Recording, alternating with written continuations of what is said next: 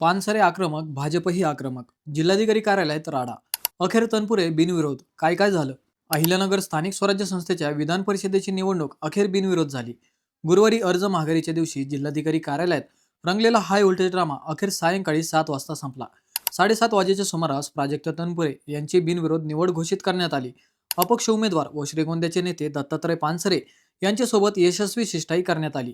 त्यापूर्वी माघारीच्या अर्जावर आपण सहीच केली नसल्याचा आरोप करत पानसरे यांनी जिल्हाधिकारी कार्यालयातच ठिय्या मांडला होता. आत्मदहनाचा इशाराही दिला होता.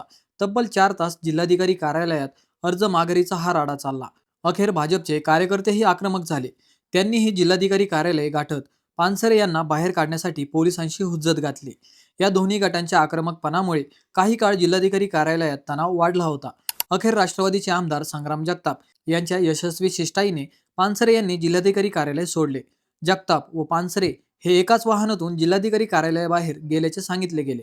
अखेर 7:30 वाजेच्या सुमारास या निवडणुकीसाठी भाजपकडून एकमेव अर्ज शिल्लक राहिल्याने प्राजक्त तनपुरे यांची बिनविरोध निवड जाहीर करण्यात आली. तब्बल 4-4.5 तास संपूर्ण नगर जिल्ह्यात या निकालाची उत्कंठा लागली होती.